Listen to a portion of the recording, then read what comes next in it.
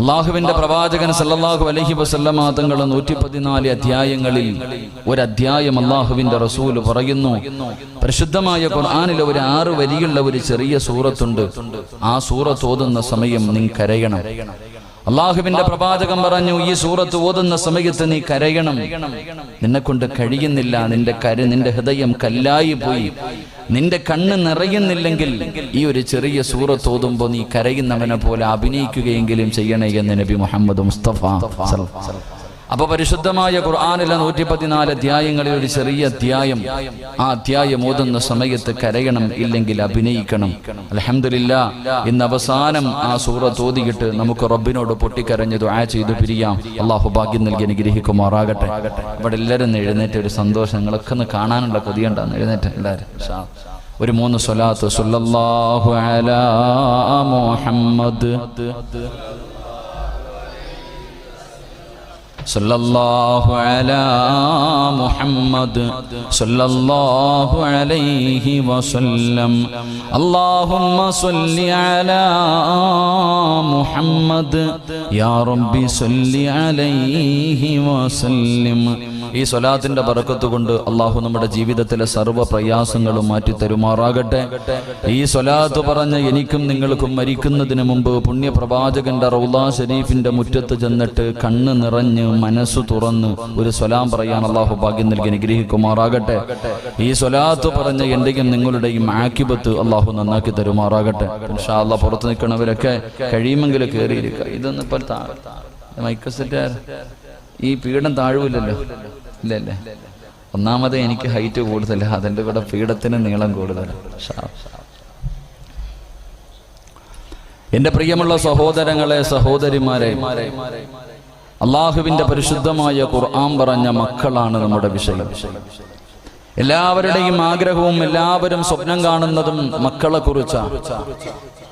പ്രായമായ കാലത്തും വയസ്സാങ്കാലത്തും രോഗം പിടിച്ചിട്ടും ഓരോ മാതാപിതാക്കളും കഷ്ടപ്പെടുന്നത് എന്തിനു വേണ്ടിയാണെന്ന് ചോദിച്ചാൽ നമ്മുടെ മക്കൾക്ക് വേണ്ടിയാണെന്നാണ് നമ്മൾ പറയുന്ന മറുപടി.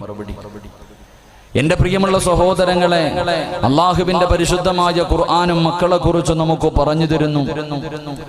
അള്ളാഹുവിന്റെ പരിശുദ്ധമായ ഖുർആനിന്റെ 6666 ആയത്തുകൾ ഞാനും നിങ്ങളും 114 അധ്യായങ്ങൾ ഇങ്ങനെ ഓതി നോക്കുമ്പോ ഒരേ വിഷയത്തിലെ 2 വ്യത്യസ്തമായ ആയത്തുകൾ അള്ളാഹുവിന്റെ പരിശുദ്ധമായ ഖുർആനിൽ കാണാം. ഒരേ വിഷയത്തിൽ മക്കളെ കുറിച്ച് അള്ളാഹുവിന്റെ പരിശുദ്ധമായ ഖുർആൻ ഒരേ വിഷയത്തെ കുറിച്ച് 2 രീതിയിലാണ് പരിശുദ്ധമായ ഖുർആൻ നമുക്ക് പറഞ്ഞു തരുന്നത്. ഒന്നാമതായിട്ട് അള്ളാഹുവിന്റെ പരിശുദ്ധമായ ഖുർആൻ നോക്കിയാൽ കാണാം, ബിസ്മില്ലാഹിർ റഹ്മാനിർ റഹീം. المال والبنون زينة الحياة الدنيا والباقيات الصالحات خير عند ربك ثواب وخير عملا. അള്ളാഹുവിന്റെ പരിശുദ്ധമായ ഖുർആൻ ഒരു ഭാഗത്ത് അള്ളാഹുവിന്റെ ഖുർആൻ നമുക്ക് പറഞ്ഞു തരികയാണ്, സമ്പത്തും മക്കളും ഒരു മനുഷ്യന്റെ ഭാഗ്യമാണ്, അവന്റെ അനുഗ്രഹമാണ്. അള്ളാഹുവെ അവനെ സ്വർഗ്ഗത്തിൽ കൊണ്ടുപോകുന്നത് അവന്റെ മക്കളാണെന്ന് പരിശുദ്ധമായ ഖുർആൻ പരിചയപ്പെടുത്തുമ്പോ എന്റെ പ്രിയമുള്ളവരെ, ഖുർആൻ പറഞ്ഞത് എത്രയോ സത്യമാണ്. അള്ളാഹുവെ ചില മാതാപിതാക്കളുടെ ഭാഗ്യമാണ്, അള്ളാഹു അവർക്ക് കൊടുത്ത സമ്മാനമാണ് അവരുടെ മക്കള്. പടച്ചവനെ, മാതാപിതാക്കൾക്ക് മക്കളെ വല്ലാത്ത ഇഷ്ടമാണ്. പടച്ചവനെ, അവരെത്ര പ്രായമാകട്ടെ, വിവാഹം കഴിഞ്ഞ മക്കളാകട്ടെ, അള്ളാഹുവേ രാവിലെ വീട്ടിൽ നിന്ന് ഇറങ്ങിപ്പോയ തന്റെ പൊന്നാര മക്കള് വീട്ടിലേക്ക് മടങ്ങി വരുന്നത് വരെ സമാധാനമില്ലാതെ പടച്ചവനെ വീടിന്റെ കവാടത്തിൽ കാത്തു നിൽക്കുന്ന എത്രയോ മാതാപിതാക്കളുണ്ട്. പടച്ചവനെ, സ്വന്തം ഉപ്പയും തന്റെ ഉമ്മയും തന്റെ പൊന്നാര മകന് വേണ്ടി ദുആ ചെയ്യുന്ന എത്രയോ മാതാപിതാക്കളെ കാണാ. നാട്ടുകാരുടെ മുന്നിൽ അഭിമാനത്തോടുകൂടി എനിക്കിതുപോലെ ഒരു പൊന്നുമോൻ ജനിച്ചല്ലോ, ഇതെന്റെ മകനാണ്, ഇതെന്റെ മകനാണ് എന്ന് പടച്ചവനെ 4 പേര് കൂടുന്ന സ്ഥലങ്ങളിൽ മുഴുവനും തന്റെ മക്കളെ കുറിച്ച് നല്ല അഭിപ്രായം പറയുന്ന എത്രയോ മാതാപിതാക്കളെ കാണാ. എങ്കിൽ എന്റെ പ്രിയമുള്ളവരെ, അള്ളാഹുവിന്റെ ഖുർആൻ മറ്റൊരു ഭാഗത്ത് നോക്കുമ്പോ അല്ലാഹുവിന്റെ ഖുർആൻ പറയുകയാ, പടച്ചവനെ മക്കളവന്റെ ഏറ്റവും വലിയ ശത്രുവാട്, ഒരു മാതാപിതാക്കളുടെ ഏറ്റവും വലിയ നാശം അവന്റെ മക്കളാട്, അവനാണ് അവരെ നരകത്തിൽ കൊണ്ടുപോകുന്നതെന്ന് പരിശുദ്ധമായ ഖുർആൻ പരിചയപ്പെടുത്തുമ്പോ അല്ലാഹുവേ നമ്മൾ അങ്ങനെയും ചില മാതാപിതാക്കളെ കാണാറുണ്ട്. പടച്ചവനെ മക്കള് കാരണം കണ്ണുനീര് കുടിക്കുന്ന എത്രയോ മാതാപിതാക്കള്. പടച്ചവനെ രാവിലെ വീട്ടിൽ നിന്നിറങ്ങി പോകുന്ന പൊന്നുമോര്, അല്ലാഹുവേ ഇവനങ്ങ് മരിച്ചു പോയിരുന്നെങ്കിൽ, ഇവന് വൈകുന്നേര സമയത്ത് വീട്ടിലേക്ക് മടങ്ങി വരാതിരുന്നെങ്കിൽ എത്രയോ നല്ലതായിരുന്നു. പടച്ചവര് അല്ലാഹുവേ സ്വന്തം ജന്മം നൽകിയ വാപ്പയുണ്ടല്ലോ, 9.5 മാസക്കാലം വയറ്റത്ത് ചുമന്നുകൊണ്ട് നടന്ന മരണവേദനയുടെ വേദനയിൽ നൊന്ത് പ്രസവിച്ച തന്റെ പ്രിയപ്പെട്ട പൊന്നുമ്മ, അല്ലാഹുവേ ആ ഉമ്മ തന്റെ നാവ് കൊണ്ട് ശപിക്കുകയാണ്, ഇവൻ മുടിഞ്ഞു പോകട്ടെ, ഇവൻ നശിച്ചു പോകട്ടെ എന്ന്. അല്ലാഹുവേ മാതാപിതാക്കളെ സ്വന്തം മക്കളെ അല്ലാഹുവേ ശപിക്കുന്ന കാഴ്ചയും നമ്മൾ കാണാറുണ്ട്. എന്റെ പ്രിയമുള്ള സഹോദരങ്ങള്, അല്ലാഹുവേ പടച്ചവനെ ഈ കാലഘട്ടത്തിലാണ്, ഈ സാഹചര്യത്തിലാണ് അല്ലാഹുവിന്റെ പരിശുദ്ധമായ ഖുർആൻ പറഞ്ഞ മക്കളാരെന്നറിയുമോ? ആ മക്കളുടെ മഹത്വം നമുക്ക് മനസ്സിലാകുന്നത്, ആ മക്കളുടെ മഹത്വം നമുക്ക് മനസ്സിലാകുന്നത്. എന്റെ പ്രിയമുള്ളവരെ ഖുർആൻ പറഞ്ഞ മകനാരെന്നറിയുമോ? എന്റെ പ്രിയമുള്ളവരെ പരിശുദ്ധമായ ഖുർആൻ, അല്ലാഹുവിന്റെ ഖുർആൻ ഒരു കുടുംബത്തെ കുറിച്ച് പറഞ്ഞു തരികയാ. തോറ്റുകൊടുക്കാൻ മനസ്സില്ലാത്ത പടച്ചവനെ വാപ്പയും ഉമ്മയും പടച്ചവനെ പരസ്പരം അവർ രണ്ടുപേരും മത്സരിക്കുകയാണ്, നന്മയ്ക്ക് വേണ്ടി മത്സരിക്കുകയാണ്. ആർക്കും തോറ്റുകൊടുക്കാൻ മനസ്സില്ല. വാപ്പയും ഉമ്മയും വല്ലാത്ത മത്സരമാ. പക്ഷേ അവരുടെ പൊന്നുമോനുണ്ടല്ലോ, വാപ്പാനെയും ഉമ്മാനെയും തോപ്പിച്ച് കളയുന്ന ഒരു പൊന്നുമോൻ അല്ലാഹുവിന്റെ പരിശുദ്ധമായ ഖുർആൻ നമുക്ക് പറഞ്ഞു തരുമ്പോ എന്റെ പ്രിയമുള്ളവരെ ആ കുടുംബം ഏതെന്നറിയുമോ? അല്ലാഹു ഏറ്റെടുത്ത ഒരു കുടുംബമുണ്ടായിരുന്നു, അല്ലാഹു ഏറ്റെടുത്ത ഒരു കുടുംബമുണ്ടായിരുന്നു. അല്ലാഹുവിന്റെ പരിശുദ്ധമായ ഖുർആൻ തന്നെ പറയുകയാ, അല്ലാഹു ഏറ്റെടുത്ത ആ കുടുംബം ഏതെന്നറിയുമോ? മഹാനായ ഖലീലുല്ലാഹി ഇബ്രാഹിം. എന്റെ പ്രിയമുള്ളവരെ പരിശുദ്ധമായ ഖുർആൻ എടുത്തു നോക്കൂ. അല്ലാഹു പറയുകയാണ്, ഇന്നല്ലാഹ ഇസ്തഫാ ലി ആദമ വനൂഹ വആല ഇബ്രാഹിം. അല്ലാഹുവിന്റെ പരിശുദ്ധമായ ഖുർആൻ പറയുകയാ, നൂഹ് നബി അല്ലാഹുവിന്റെ ഖുർആൻ പറയുന്നു, ആദം നബിയെ ഞാൻ തെരഞ്ഞെടുത്തു, നൂഹ് നബിയെ ഞാൻ തെരഞ്ഞെടുത്തു. എന്നിട്ട് അല്ലാഹു പറഞ്ഞു, ഞാൻ ഇബ്രാഹിം നബിയുടെ കുടുംബത്തെ തെരഞ്ഞെടുത്തു. അല്ലാഹുവിന്റെ ഖുർആൻ തെരഞ്ഞെടുത്ത കുടുംബമാ, അല്ലാഹു തെരഞ്ഞെടുത്ത കുടുംബമാണ്. എന്റെ യോഗ്യത എന്ത്? ഇബ്രാഹിം നബിക്കും തന്റെ കുടുംബത്തിനെ പടച്ചിറപ്പ് തെരഞ്ഞെടുക്കാനുള്ള കാരണം എന്തെന്നറിയുമോ? എന്റെ പ്രിയമുള്ളവരെ ചരിത്രം എടുത്തു നോക്കൂ. അല്ലാഹുവേ മഹാനായ ഖലീലുല്ലാഹി ഇബ്രാഹിം നബി അലൈഹിസ്സലാം പടച്ചവനെ വിവാഹം കഴിഞ്ഞു. തന്റെ പ്രിയപ്പെട്ട ഭാര്യ സാറാ ബീവി റളിയല്ലാഹു തആല അൻഹ ഒരുപാട് കൊല്ലമായി മക്കളില്ല, ഒരുപാട് കൊല്ലമായി മക്കളില്ല. പടച്ചവനെ ഒരു ദിവസം സാറാ ബീവി റളിയല്ലാഹു തആല അൻഹ തന്റെ പ്രിയപ്പെട്ട ഭർത്താവിനോട് പറയുന്നു, നബിയേ ഇനി പ്രസവിക്കുമെന്ന് തോന്നുന്നില്ല നബിയേ, എനിക്ക് പ്രായമായി നബിയേ, ഇനി പ്രസവിക്കുമെന്ന് എനിക്ക് തോന്നുന്നില്ല, അതുകൊണ്ട് നിങ്ങൾ മറ്റൊരു വിവാഹം കഴിക്കണം. ഒരു ഭാര്യ ഭർത്താവിനോട് പറയുന്നു മറ്റൊരു പെണ്ണ് കെട്ടാർ.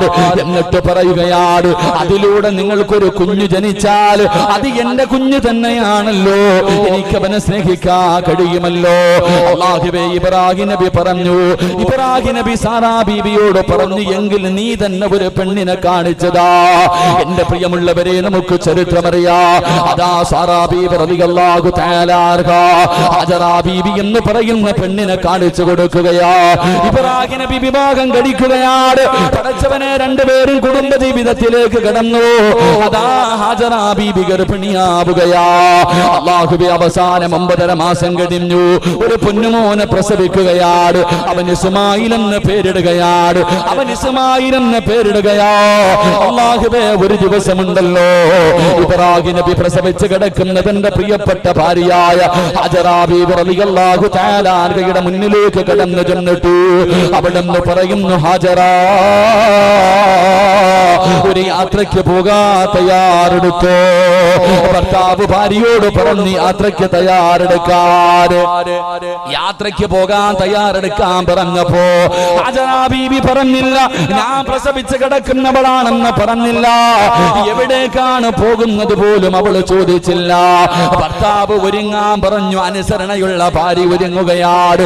തന്റെ ചോരക്കുഞ്ഞിനെയും എടുത്തുകൊണ്ട് എന്റെ പ്രിയമുള്ളവരെ യാത്ര തുടങ്ങുകയാ. അവസാനം മക്കയിൽ ചെന്ന് സഫാ മർവ എന്ന് പറയുന്ന രണ്ട് മലകൾക്കിടയിൽ അല്ലാഹുവേ ഹാജറ ബീവിയെയും തന്റെ ചോരക്കുഞ്ഞിനെയും ഇറക്കി വിട്ടിട്ട് കുടിക്കാനുള്ള വെള്ളവും കാരക്കയും കൊടുത്തിട്ട് ഇബ്രാഹിം നബി സലാം പറഞ്ഞിട്ട് തിരിച്ചു പോവുകയാ. ഒരു പറവ പോലുമില്ല. പടച്ചവനെ ആരാരുമില്ലാത്ത കൊടുമ്പനത്തിൽ തന്റെ പൊന്നുമോളെയും തന്റെ ഭാര്യയെയും കൊണ്ട് ഇറക്കി വിട്ടിട്ട് ഇബ്രാഹിം നബി തിരിച്ചു പോകുന്നു. ഒരുപാട് ചോദ്യങ്ങൾ ചോദിച്ചു, ഒന്നും മിണ്ടുന്നില്ല. അവസാനം തന്റെ ചോരക്കുഞ്ഞിനെ ചേർത്ത് പിടിച്ചിട്ട് ഹാജറ ബീവി റളിയല്ലാഹു തആല അവിടുന്ന് ചോദിച്ചു, നബിയേ പേടിക്കണ്ട നബിയേ, പേടിക്കണ്ട നബിയേ, എന്റെയും എന്റെ മകന്റെയും കാര്യം അല്ലാഹു ഏറ്റെടുത്തിട്ടുണ്ട്. ഇബ്രാഹിം നബി നടന്നു പോവുകയാണ്. നമ്മളെല്ലാ വലിയ പെരുന്നാളിനും കേൾക്കുന്ന ചരിത്രമാ. അവസാനം കൊല്ലങ്ങൾ കഴിഞ്ഞു ഇബ്രാഹിം നബി തന്റെ പൊന്നുമോന്റെ മുന്നിലേക്ക് കടന്നു വരികയാണ്. മകനോട് വല്ലാത്ത സ്നേഹമാ, മകനോട് വല്ലാത്ത സ്നേഹമാണ്. വാപ്പയും മകനും കടന്ന് കളിച്ച് ചിരിച്ച് സുഖിച്ച് നടക്കുകയാ. ഒരു ദിവസം രാവിലെയുണ്ടല്ലോ ഇബ്രാഹിം നബി തന്റെ 10 വയസ്സിന്റെ താഴെ പ്രായമുള്ള പൊന്നുമോന്റെ മുന്നിലേക്ക് കടന്നു വന്നിട്ട് ആ വാപ്പ തന്റെ പൊന്നാര മകന്റെ കയ്യിൽ പിടിച്ചിട്ട് അവിടെന്ന് ചോദിക്കുന്നു, മോനെ ഇസ്മായില്, അല്ലാഹു നിന്നെ അറുത്തു കൊടുക്കാ പറഞ്ഞിരിക്കുകയാ. എന്റെ പൊന്നുമോന്റെ അഭിപ്രായം എന്താ? 10 വയസ്സിന്റെ താഴെ പ്രായമുള്ള പൊന്നുമോൻ അല്ലാഹുവേ കൊല്ലങ്ങൾ കഴിഞ്ഞ് തിരിച്ചു വന്ന പ്രിയപ്പെട്ട വാപ്പ തന്റെ പൊന്നുമകന്റെ കയ്യിൽ പിടിച്ചിട്ട് ചോദിക്കുന്നു, പൊന്നുമോന് അല്ലാഹു നിന്നെ അറുത്തു കൊടുക്കാ പറഞ്ഞിരിക്കുകയാ. വാപ്പ ഒരു സ്വപ്നം കണ്ട് പൊന്നുമോന് എന്താണ് എന്റെ പൊന്നുമോന്റെ അഭിപ്രായം എന്ന് ചോദിക്കുമ്പോ അതാ വാപ്പയുടെ കണ്ണ് നിറഞ്ഞു പോവുകയാണ്. തരിച്ചുപോയി ഇബ്രാഹിം നബി തന്റെ പൊന്നാര മകന്റെ മറുപടി കേട്ടിട്ട് അറിയാതെ ദുആ ചെയ്തു പോയി. ആ പൊന്നുമോന് വാപ്പയോട് പറഞ്ഞ മറുപടി എന്തെന്നറിയുമോ? ഇഫ്അൽ മാ തുഅ്മറു സതജിദുനി ഇൻഷാ അല്ലാഹ്. അവിടെന്ന് പറഞ്ഞു കൊടുക്കുന്ന വാപ്പോ അല്ലാഹുവിന്റെ കൽപ്പന അനുസരിക്കുവാപ്പോ, അല്ലാഹു പറയുന്നതനുസരിക്കുവാപ്പോ. വിധിയുണ്ടെങ്കിൽ നാളെ പടച്ചവന്റെ സ്വർഗത്തിൽ വെച്ച് കാണാ. എന്റെ പ്രിയമുള്ളവരെ, ചരിത്രമറിയുന്നവരാ, തന്റെ പൊന്നാര മകനെ അറുക്കുന്നതിന് വേണ്ടി തയ്യാറെടുക്കുന്നു. ആ 10 വയസ്സിന്റെ താഴെ പ്രായമുള്ള പൊന്നുമോർ തന്റെ വാപ്പയുടെ കയ്യിൽ പിടിച്ചിട്ട് പറയുന്ന, ഉപ്പാ എനിക്ക് 4 വസിയ്യത്തുണ്ട് വാപ്പാ, എനിക്ക് 4 വസിയ്യത്തുണ്ട് വാപ്പാ. ഇബ്രാഹിം നബി അത്ഭുതത്തോടെ ചോദിച്ചു, മോനെ ഇസ്മായില്, എന്റെ പൊന്നുമോന് പറയാനുള്ളതെന്താ? അവിടെ ഒന്നാമതായി പറയുന്ന, ഉപ്പാ എന്റെ കഴുത്ത് പിടിച്ച് എന്റെ കഴുത്ത് പിടിച്ച് തിരിച്ചു കടത്തിയിട്ട് എന്റെ പിരടിയിൽ വെച്ച് കത്തി വെച്ചറുക്കാൻ പാടുള്ളൂ. അറുക്കുന്ന സമയത്ത് എന്നെ കമഴ്ത്തി കടത്തിയിട്ട് അറുക്കാവൂ. അല്ലാഹുവേ, ഇബ്രാഹിം നബി അത്ഭുതത്തോടെ തന്റെ പൊന്നാര മകനോട് ചോദിക്കുകയാ, എന്റെ പൊന്നുമോന്, എന്റെ പൊന്നുമോന് പറയാനുള്ള കാരണം എന്താ? അവിടെ പറയുന്നു, വാപ്പാ നിങ്ങൾക്ക് എന്നെ വല്ലാത്ത ഇഷ്ടമാ. അറുക്കുന്നതിന് വേണ്ടി എന്റെ കഴുത്തിലേക്ക് കത്തിവെക്കുമ്പോ എന്റെ മുഖം കണ്ട വാപ്പാനെ കൊണ്ടറുക്കാൻ കഴിയില്ല. അതുകൊണ്ട് എന്നെ കമഴ്ത്തി കിടത്തിയിട്ട് അറുക്കാൻ പാടുള്ളൂ. രണ്ടാമതായി പറഞ്ഞു, എന്റെ കയ്യും കാലും കെട്ടിയിടണ്, എന്റെ കയ്യും കാലും കെട്ടിയിട്ടിട്ട് ഉപ്പറുക്കാൻ പാടുള്ളൂ. എന്റെ പൊന്നുമോന്, വാപ്പാ എന്റെ കഴുത്ത് മുറിഞ്ഞിട്ട് മരണവേദന സഹിക്കാൻ കഴിയാതെ ഞാനെങ്ങാണം എന്റെ കയ്യും കാലും വിട്ടടിച്ചാ ഉപ്പാന്റെ കൈ വിറയ്ക്കുമല്ലോ. അല്ലാഹുവിന്റെ കൽപ്പന അനുസരിക്കാൻ കഴിയില്ലല്ലോ. എന്റെ കയ്യും കാലും എന്റെ വാപ്പയൊന്ന് കെട്ടിയിടണേ. മൂന്നാമതായി പറയുന്ന, ഉപ്പാ ഞാൻ ഞാൻ ധരിച്ചിരിക്കുന്ന ഈ വസ്ത്രമുണ്ടല്ലോ, എന്റെ ഉമ്മാനെ കാണിക്കല്ലേ, എന്റെ ഉമ്മാനെ സഹിക്കാൻ കഴിയില്ല. എന്റെ രക്തം പുരണ്ട വസ്ത്രം കണ്ടാൽ എന്റെ ഉമ്മയ്ക്ക് സഹിക്കാൻ കഴിയില്ല. നാലാമതായി പറഞ്ഞു കൊടുക്കുകയാണ്, എന്നെ അറുത്തു കൊടുത്തിട്ട് വീട്ടിലേക്ക് മടങ്ങി ചെല്ലുമ്പോ എന്റെ സലാം എന്റെ ഉമ്മയോട് പറയണേ, എന്റെ ഉമ്മാനോട് ഞാൻ സലാം പറഞ്ഞെന്ന് പറയടൂ.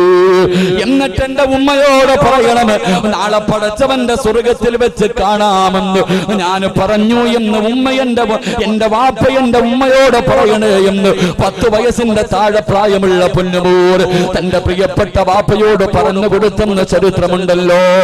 ഞാനും നിങ്ങളും ഓർമ്മ വെച്ച കാലം മുതൽ കേൾക്കുന്നവരാ. എത്ര കേട്ടാലും മതി വരൂല. ഓരോ പ്രാവശ്യം ആ ചരിത്രം ഇങ്ങനെ കേൾക്കുമ്പോ മനസ്സിന്റെ ഉള്ളിൽ ഓരോ ഉപ്പയും ഉമ്മയും ചിന്തിച്ചു പോകാറുണ്ട്. പടച്ചുറപ്പേ, ഇതുപോലെ ഒരെണ്ണം എനിക്കും കിട്ടിയിരുന്നെങ്കിൽ, ഇതുപോലെ ഒരു മകന്, ഇതുപോലെ ഒരു മകള് എനിക്ക് കിട്ടിയിരുന്നെങ്കിൽ എത്രയോ നല്ലതായിരുന്നു പടച്ചവര് എന്നാഗ്രഹിക്കാത്ത മാതാപിതാക്കളില്ലല്ലോ. അതുകൊണ്ട് പാതിരാത്രി ഒരുമിച്ച് കൂടിയവരോട് അല്ലാഹുവേ, സ്വന്തം മക്കള് നന്നാകണമെന്ന് ആഗ്രഹമുള്ള മാതാപിതാക്കളുണ്ടല്ലോ.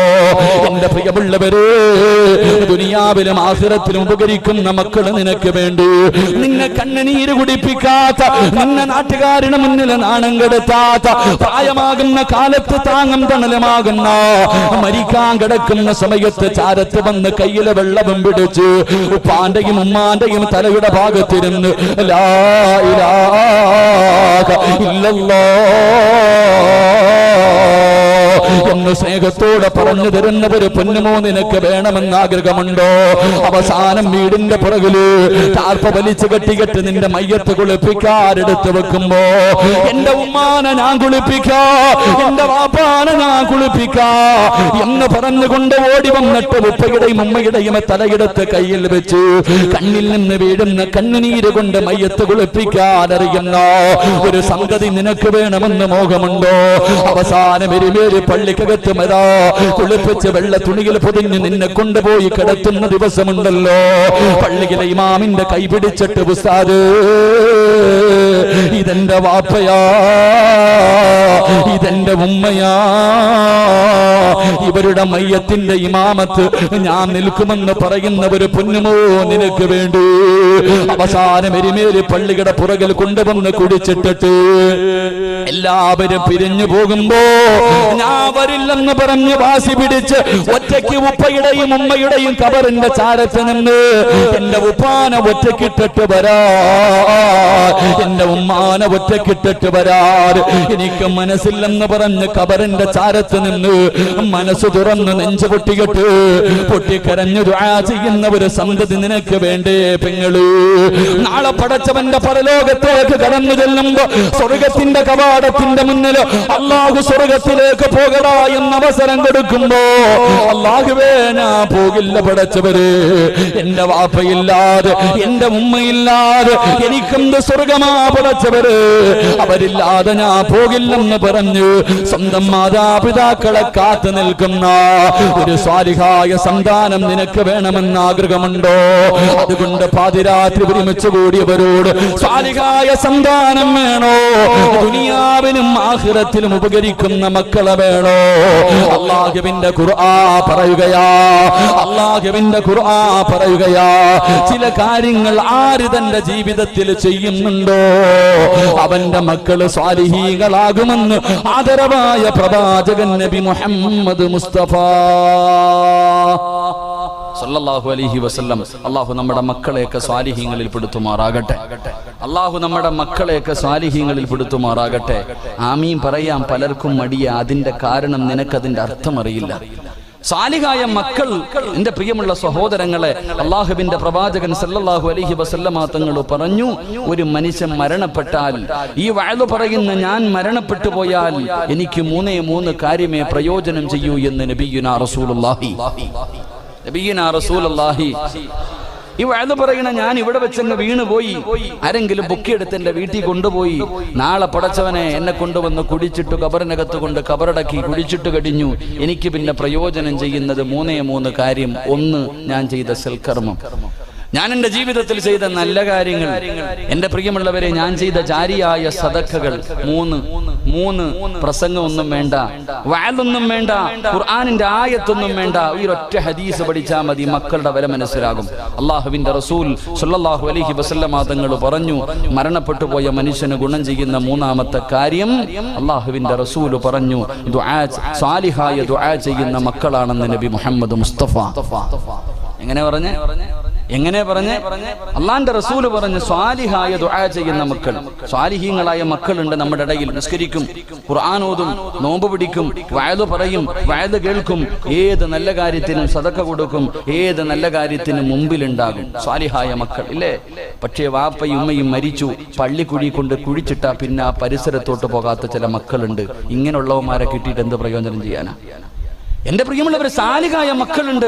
നിസ്കരിക്കും, ഹജ്ജ് ചെയ്തോ ഉംറ ചെയ്തോ, ഏത് നല്ല കാര്യത്തിന് മുമ്പിലുണ്ടാകും. പക്ഷേ മാതാപിതാക്കൾ മരിച്ചു കഴിഞ്ഞാൽ പിന്നെ അവരായി അവരുടെ ഭായി അങ്ങോട്ട് പോയിട്ട് കാര്യമില്ല എന്ന് ചിന്തിക്കുന്ന മക്കളെ കിട്ടിയിട്ട് എന്ത് കാര്യം? അതുകൊണ്ടാണ് അല്ലാഹുവിന്റെ റസൂൽ പറഞ്ഞു, സ്വാലിഹായ ദുആ ചെയ്യുന്ന മക്കളെന്ന് നബി മുഹമ്മദ് മുസ്തഫ.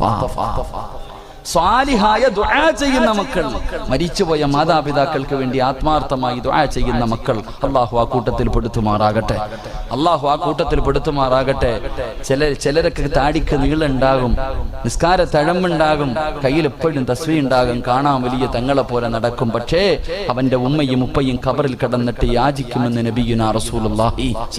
ചില മക്കളുണ്ട്, മരിച്ചാലും വിടൂല, ജീവിച്ചിരുന്ന കാലത്തും സമാധാനം കൊടുക്കൂല, മരിച്ചാലും അവർക്ക് സമാധാനം കൊടുക്കാത്ത ചില മക്കളുണ്ടെന്ന് നബി മുഹമ്മദ് മുസ്തഫ അല്ലാഹു ആ കൂട്ടത്തെ തൊട്ട് നമ്മളെയൊക്കെ കാക്കുമാറാകട്ടെ.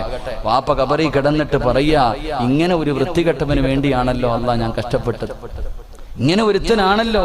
ഉമ്മ പറയാ, ഇങ്ങനെ ഒരുത്തിയാണല്ലോ എന്റെ വയറ്റിൽ പിറന്നുപോയത്. പടച്ചനെ, അവര് ഖബറിൽ കിടന്ന് ശപിക്കുമെന്ന് നബിയുനാ റസൂലുള്ളാഹി സ്വല്ലല്ലാഹു അലൈഹി വസല്ലം. അല്ലാഹുവിന്റെ റസൂൽ പറഞ്ഞു, മരിച്ചവരെ വേദനിപ്പിക്കരുത്, അവരുടെ ദുആയിക്ക് ഇജാബത്തുണ്ടെന്ന് നബി മുഹമ്മദ് മുസ്തഫ സ്വല്ലല്ലാഹു അലൈഹി വസല്ലം. അതുകൊണ്ട് എന്റെ പ്രിയമുള്ള സഹോദരങ്ങളെ, ആദ്യം ഞാനും നിങ്ങളും നമ്മുടെ ഉമ്മയ്ക്കും ഉപ്പയ്ക്കും പ്രയോജനമുള്ള മക്കളാകണം. ആദ്യം ഞാനും നിങ്ങളും നന്നാവണം. ആദ്യം നമ്മള് നമ്മുടെ അത്തായ്ക്കും അമ്മായിക്കും പ്രയോജനമുള്ള മക്കളാകണം. എന്നിട്ട് നമ്മുടെ മക്കൾ സ്വാലിഹീങ്ങളാകാൻ വേണ്ടി ദുആ ചെയ്യണം. അല്ലാഹു ഭാഗ്യം നൽകി അനുഗ്രഹിക്കുമാറാകട്ടെ. അതുകൊണ്ട് സ്വാലിഹായ മക്കളാകണം. സ്വാലിഹായ മക്കളെ കിട്ടണമെന്ന് ആഗ്രഹമുള്ളവരെന്ന് കൈവക്കിക്ക്.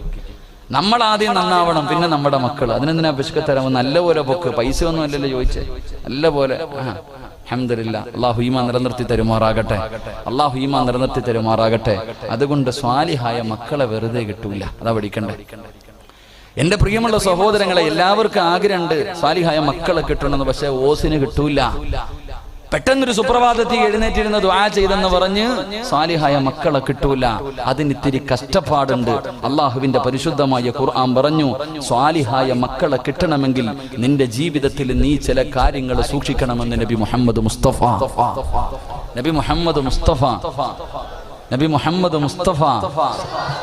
അല്ലാഹു ഭാഗ്യം നൽകി അനുഗ്രഹിക്കുമാറാകട്ടെ. അതുകൊണ്ട് വഅദല്ല ഇന്നത്തെ ദിവസം. കാരണം ഈ ഇരിക്കണ ഉസ്താദന്മാർക്കൊക്കെ വഅദ് പറയാനറിയാം. അപ്പൊ ഇന്നത്തെ ദിവസം ഒരു ക്ലാസ് ആണ്. കാരണം ഈ ഇരിക്കുന്ന മുത്തല്ലിമീങ്ങളുടെ അധികവും മാതാപിതാക്കളെ സദസ്സിലുണ്ട്, അധികം പേര്. അപ്പൊ ഒരു വഅദല്ല, ഇന്നൊരു ക്ലാസ് ആയിട്ട് കരുതിയാൽ മതി. ഒരു വഅദ് പിന്നെ പറയാം, ക്ലാസ് ആയിട്ട് കരുത്. ഇൻഷാ അല്ലാഹ് ഇവിടെ എരുമേലി പള്ളി വഅദ് വെക്കുമ്പോൾ നമുക്ക് വന്ന് വഅദ് പറയാം. ഇന്നൊരു ക്ലാസ് മടങ്ങി പോകുമ്പോൾ എന്തെങ്കിലുമൊക്കെ ജീവിതത്തിൽ കിട്ടണം. അല്ലാഹു ഭാഗ്യം നൽകി അനുഗ്രഹിക്കുമാറാകട്ടെ. അതുകൊണ്ട് അല്ലാഹുവിന്റെ വിശുദ്ധമായ ഖുർആൻ പറയാ, സ്വാലിഹായ മക്കളെ കിട്ടണമെങ്കിൽ, ദുനിയാവിലും ആഖിറത്തിലും ഉപകരിക്കുന്ന മക്കളെ കിട്ടണമെങ്കിൽ അല്ലാഹുവിന്റെ പരിശുദ്ധമായ ഖുർആൻ ഒന്നാമതായി പറഞ്ഞു തരികയാണ്. എനിക്ക് വേണ്ട,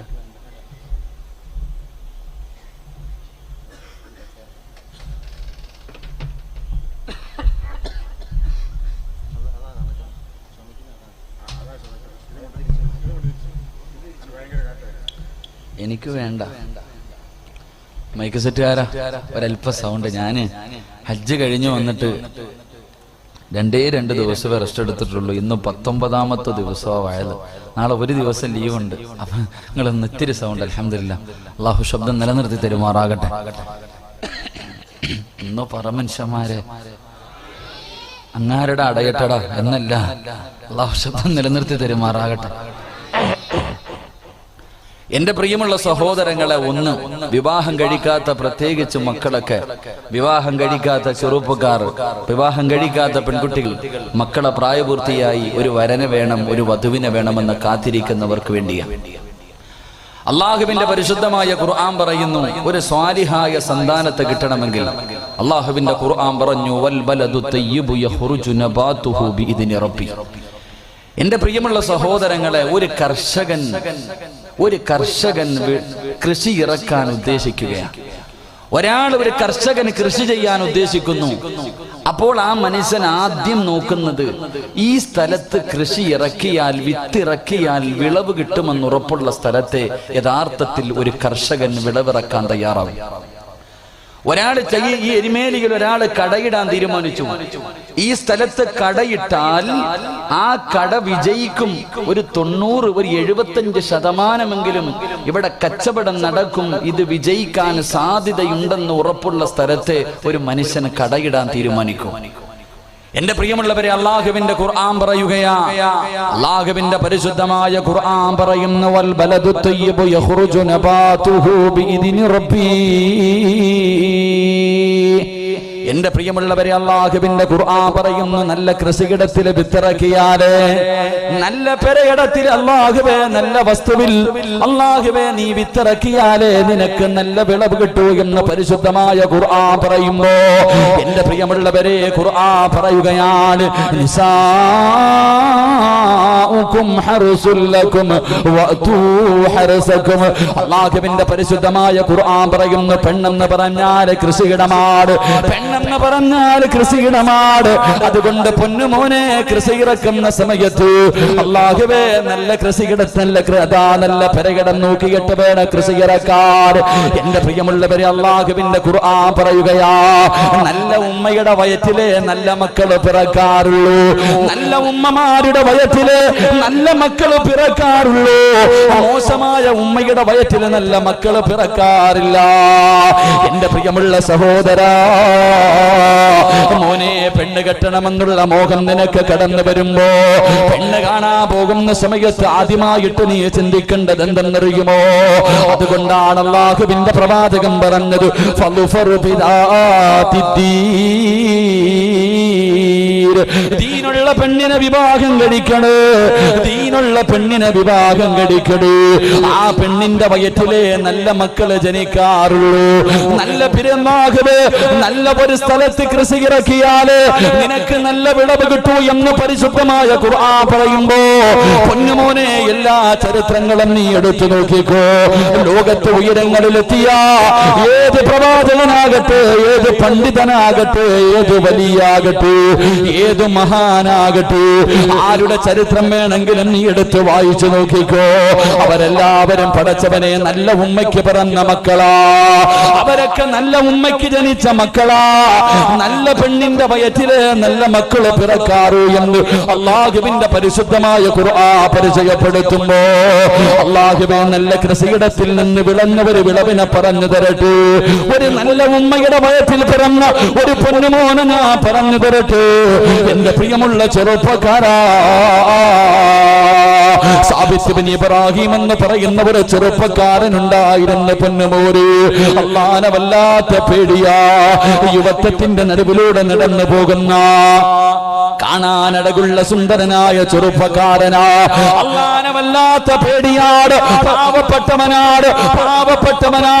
പടച്ചവനെ വിശപ്പ് സഹിക്കാൻ കഴിയാതെ കിടന്നിട്ട് ഉറക്കം വരാതെ സാബിത്ത് ബിൻ ഇബ്രാഹിം എന്ന് പറയുന്ന ചെറുപ്പക്കാരനുണ്ടല്ലോ. അല്ലാഹുവേ, വീട് വിട്ടിറങ്ങുകയാണ്. ഇങ്ങനെ അലഞ്ഞു തിരിഞ്ഞു നടക്കുകയാണ്. അവസാനം നടന്ന് തളർന്നിട്ട് ഒരു ഒഴുക്കുള്ള പുഴയുടെ ചാരത്തിങ്ങനെ തളർന്നു കിടക്കുകയാ. വിശപ്പ് സഹിക്കാൻ കഴിയാതെ ഒരു പുഴയുടെ ചാരത്തിങ്ങനെ തളർന്നു കിടക്കുമ്പോ അല്ലാഹുവേ, വെള്ളത്തിലൂടെ ഒരാപ്പിൾ ഇങ്ങനെ ഒഴുകി വരികയാണ്. സാബിത്ത് ഇബ്നു ഇബ്രാഹിം ഇങ്ങനെ നോക്കുമ്പോ വെള്ളത്തിലൂടെ ഒരാപ്പിൾ ഇങ്ങനെ ഒഴുകി വരികയാ. വിശപ്പിന്റെ കാഠിന്യത്താൽ സാബിത്ത് ഇബ്നു ഇബ്രാഹിം എന്ന് പറയുന്ന ചെറുപ്പക്കാരൻ അറിയാതെ ആപ്പിൾ അങ്ങെടുക്കുകയാ. വിശപ്പിന്റെ കാഠിന്യത്താൽ അങ്ങ് കഴിക്കുകയാണ്. കഥാ പകുതി തന്റെ വയറ്റിന്റെ ഉള്ളിലേക്ക് കടന്നു ചെന്നു, പകുതി തന്റെ ആമാശയത്തിലേക്ക് പോയി. അപ്പോഴാണ് പടച്ചവനെ ബുദ്ധിവർക്ക് ചെയ്യുന്നത്. അല്ലാഹുവേ, ഈ തിന്നത് ഹറാമാണല്ലോ പടച്ചവര്, ആരുടെ നാണെന്നറിയില്ലല്ലോ പടച്ചവര്, അനുവാദം ചോദിച്ചില്ലല്ലോ പടച്ചവര്. ഖസുറത്ത് ദുനിയാ വല്ലാഖിറ, എന്റെ ദുനിയാവും ആഖിറവും നഷ്ടപ്പെട്ടു പോയല്ലോ പടച്ചവര്. വെള്ളത്തിലൂടെ ഒഴുകി വന്ന ഒരു ആപ്പിള് വിശന്ന് തളർന്നു കിടക്കുമ്പോ എടുത്ത് കടിച്ചു പോയതിന്റെ പേരിൽ തലയിലൂടെ മണ്ണ് വാരി കിട്ടട്ടാ ചെറുപ്പക്കാരിരുന്ന് കരയുകയാ. ജനങ്ങളെ മുഴുവനും അത്ഭുതത്തോടെ നോക്കുകയാണ്. ഇവന് ഭ്രാന്ത് പിടിച്ചോ എന്ന് ജനങ്ങൾ ഇങ്ങനെ നോക്കുകയാ. അവസാനം സാബിത്ത് ഇബ്നു ഇബ്രാഹിം എന്ന് പറയുന്ന ചെറുപ്പക്കാരൻ എഴുന്നേറ്റ് ഓടുകയാണ്. പൊട്ടിക്കരഞ്ഞുകൊണ്ട് വിളിച്ചു കൂവിയിട്ട്, എന്റെ നാശമേ, എന്റെ നാശമേ, ഞാൻ നശിച്ചു പോയല്ലോ എന്ന് പറഞ്ഞുകൊണ്ട് വെള്ളത്തിന്റെ ആ പുഴയുടെ ചാരത്തുകൂടെ ഓടുകയാണ്. അല്ലാഹുവേ, ഓടി അവസാനം ഒരു ആപ്പിള് തോട്ടത്തിലേക്ക് കടന്നു ചെല്ലുകയാ. ആ ആപ്പിള് ഏത് തോട്ടത്തിൽ നിന്നാണ് വീണതെന്ന് കണ്ടുപിടിക്കുകയാ. ഓടിച്ചെന്ന് നോക്കുമ്പോ അതിനകത്തൊരു മനുഷ്യനിരിക്കുകയാണ്. സാബിത്ത് കരഞ്ഞുകൊണ്ട് ചോദിച്ചു, എനിക്കൊന്ന് പൊരുത്തം തരുവോ? വിശപ്പിന്റെ കാഠിന്യം കൊണ്ട് അറിയാതെ തിന്നുപോയതാ. അവിടെ കിടന്ന് പൊട്ടിക്കിടന്ന് യാചിക്കുമ്പോ ആ മനുഷ്യൻ പറഞ്ഞു, സാബിത്തേ, ഞാനിവിടത്തെ വേലക്കാരനാ, ഞാനിവിടത്തെ ജോലിക്കാരനാണ്. എന്റെ യജമാനന്റെ വീട്ടിലെത്തണമെങ്കിൽ 3 ദിവസം രാവും പകലും നടന്നാലോ എന്റെ യജമാനന്റെ വീട്ടിലെത്തൂ. സാബിത്ത് പറയുന്നു, 3 അല്ല 300 കൊല്ലം നടക്കേണ്ടി വന്നാൽ നടക്കാൻ ഞാൻ തയ്യാറാ. അവസാനം അതാ കടിച്ചുപോയ ആപ്പിളും കയ്യിൽ പിടിച്ചിട്ട്, അതിന്റെ പകുതിയും കയ്യിൽ പിടിച്ചിട്ട് കരഞ്ഞു വിളിച്ചുകൊണ്ട് സാബിത്ത് ഇബ്നു ഇബ്രാഹിം എന്ന് പറയുന്ന ചെറുപ്പക്കാര് രാവും പകലും കരഞ്ഞുകൊണ്ട് നടക്കുകയാ.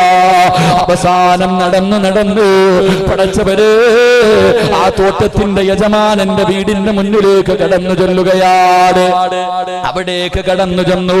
ആ മനുഷ്യന്റെ മുന്നിൽ ചെന്നിട്ട് പൊട്ടിക്കരയുകയാ. അവിടെ ചെന്ന് പൊട്ടിക്കരയുകയാണ്, എനിക്കൊന്ന് പൊരുത്തപ്പെട്ടു തരണേ. അവിടെ കടന്ന് അവസാന കരന്നുകൊണ്ട് ചോദിക്കുമ്പോ ആ മനുഷ്യന് മനസ്സിലായി, ഇവന് സാധാരണ ഒരു ചെറുപ്പക്കാരനല്ല, ഇവന് സാധാരണ ഒരു മനുഷ്യനല്ല. ആ മനുഷ്യൻ പറഞ്ഞു, സാബിത്ത്,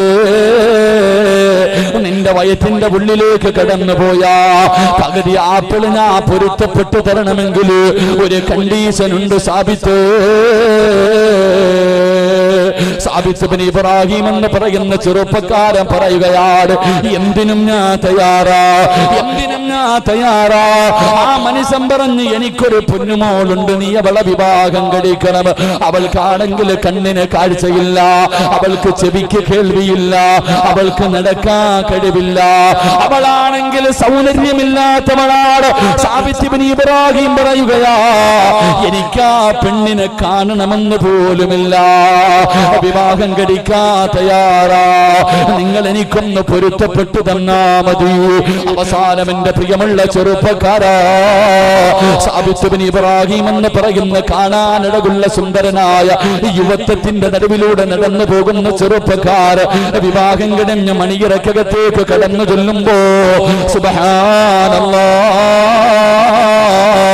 കണ്ട കാഴ്ച എന്തെന്നറിയുമോ? കാണാനിടകുള്ള സുന്ദരിയായ ഒരു പെണ്ണിങ്ങനെ മണിയറക്കകത്ത് ഒരുങ്ങിയിരിക്കുകയാണ്. സാബിത്ത് ചോദിച്ചു, എന്റെ ഭാര്യ എവിടെ? കണ്ണ് കാണാത്ത, ചെവി കേൾക്കാത്ത, നടക്കാൻ കഴിവില്ലാത്ത, സൗന്ദര്യമില്ലാത്ത എന്റെ പ്രിയപ്പെട്ട ഭാര്യ എവിടെ എന്ന് ചോദിക്കുമ്പോ ആ പെണ്ണ് പറയുന്നു, സാബിത്തേ, ഞാനാ ഞാനാണ് നിന്റെ ഭാര്യ. അല്ലാഹുവേ, എന്റെ വാപ്പ എന്റെ കണ്ണിന് കാഴ്ചയില്ലെന്ന് പറയാറുള്ള കാരണം എന്തെന്നറിയുമോ? അല്ലാഹു കാണല്ലേ, അല്ലാഹു കാണരുതെന്ന് പറഞ്ഞ ഒരു കാര്യവും ഇന്ന് വരെ ഞാൻ എന്റെ കണ്ണുകൊണ്ട് കണ്ടിട്ടില്ല സാബിത്ത്. അല്ലാഹുവേ, അല്ലാഹുവേ, എടുക്കരുതെന്ന് പറഞ്ഞ ഒരു സാധനം, ഹറാമായ ഒരു കാര്യം ഇന്ന് വരെ ഞാൻ എന്റെ കൈ കൊണ്ടെടുത്തിട്ടില്ല. പോകരുതേ എന്ന് പറഞ്ഞ സ്ഥലത്തേക്ക് ഓർമ്മ വെച്ച കാലം മുതൽ എന്റെ കാലുകൊണ്ട് ഞാൻ നടന്നിട്ടില്ല.